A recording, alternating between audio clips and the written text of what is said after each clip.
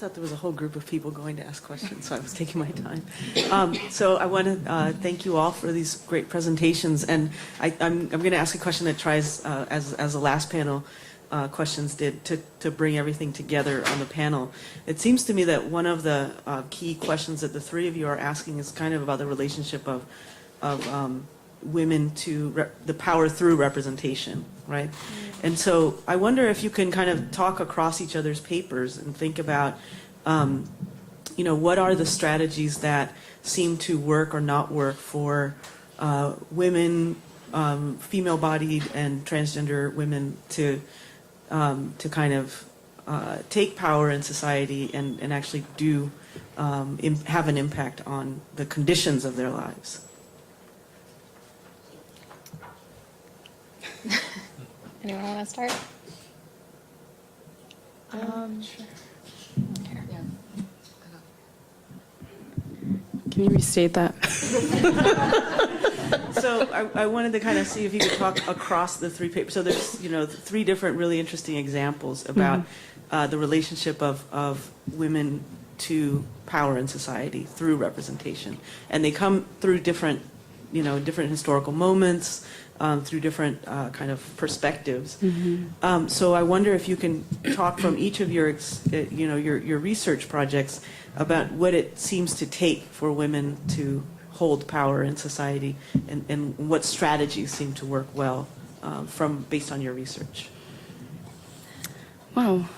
I'm not sure if I can quite answer that based on the data that I have read from my research, but in terms of, I guess, trans Latinas having power in society, I feel like after reading through the whole data, I feel like a lot of the things that they say come from them wanting to really emulate these female bodies and wanting to look a certain way and wanting to look feminine.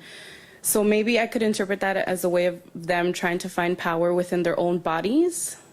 But I'm not sure. I mean, I obviously can't speak for them, but I guess that's just my interpretation. Them trying to mold their physical bodies to make themselves more happier, make themselves feel more like women, or whatever the case may be. But I'm not sure if that answers it. But I also have difficulty answering this question.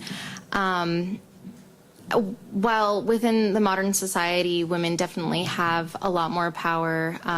We're allowed to do a lot more than, at least at the time period where my research was taking place. However, within the realm of representation, there's still so many problematic issues, such as just how women are presented. If you look at magazine covers and really scrutinize the way that women are depicted in comparison with men, usually there is some physical aspect involved where there has to be some physical appeal. And this is not the same, it's not mutual for men. Women are sort of empowered through their sexuality, and as my research kind of talks about, in her case, it takes away that power, and that's the balance there.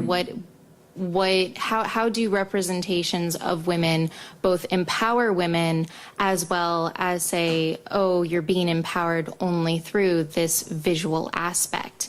And that's where it becomes really problematic. And I honestly don't know how we can even breach the subject of actually starting to change it and starting to renegotiate it, because at this point it is a society's norm. It's what we're really used to. So breaking from that tradition, I believe, is going to be really difficult. Anyone else?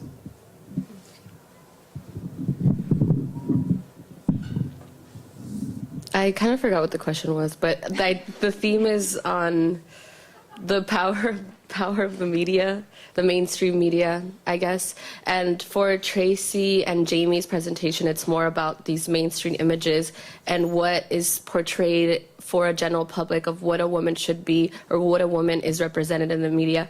And for me, Regina's work really breaks through that mainstream image of what a woman should be, because she brings in the private, the domestic sphere into the public sphere, and she exposes these issues in public, where we see she's in front of the Guatemalan National Palace. And I feel like, in general, in a way of moving away from these mainstream images that really box in what women identity should be, is bringing in all these different spheres and having a different outlet and of media. But I know it's very hard to combat like the giant mainstream one, but I think it's artists like Galindo and many other people that bring in all these different spheres that are kind of visualized and marginalized in the mainstream, and a way of letting the public know that it's not just a one-way image, it's a very complex one. It's kind of complicated. I don't remember your name. Are you Jamie? Jamie. Jamie. Okay, I have a question regarding Cleopatra. I noticed that the first picture, she looked more African, and then as the pictures progressed, she had more European features. So I just want clarification on Cleopatra, her ethnicity, and in relationship to her power as a woman. Okay. Well, my research did not exactly center on the ethnic depictions of her. However, multiple societies have tried to claim heritage or claim her to be a part of their identity. And Cleopatra stems from a line of Macedonian Greek. She is actually, the Ptolemy family were Greeks who began marrying Macedonian princesses. And then there's actually a very long history of incest in their culture and in their tradition in order to keep it pure, kind of. So within these depictions, it's another, actually, something that I could also concentrate on if I were to further my research and looking at these images and how these images seem to claim specific, claim her to be a part of ethnic or cultural identity, such as the Rixon's piece. If you really look at it closely, she's portrayed extremely pale, while her maidservants are not. There's a direct contrast there, and it's interesting because it seems like this Western society is claiming her identity to be a part of their own. However, they're still problematizing her. She's still a very problematic identity. So there's this, even beyond the sexuality of her, there's this need to, or this feeling to be attracted as well as repelled. So there's an attraction to claim her, and then through claiming her to problemize her. And it's this really interesting tension that kind of gets created in her identity, and how she's reinterpreted and reinvented. And it's something that I'd actually like to look into if I had time. I had a follow-up question to Professor Ochoa's, and I'm sorry I didn't hear your presentation, but I did hear part of the second and then the third. So, there's different ways of thinking about representation, and you were talking about depiction or portrayal, but I wanted to see if you could respond to another way of thinking about representation as standing in for, and bringing those two together. These images, that you're talking about, representation, stand in for and portray, and maybe we could talk about, like, what is it that they stand in for, and what is it that they tell us about the social reality? To respond to that, especially within the research that I was looking at, Cleopatra actually does stand in for something.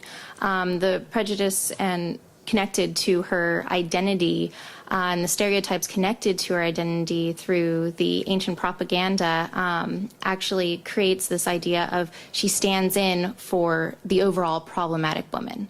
She's a woman in power, and because of her iconic figure, they are able to kind of reinvent her as a symbol that stands for women's power and then problematizes it. You guys want to respond to this one also? Go ahead.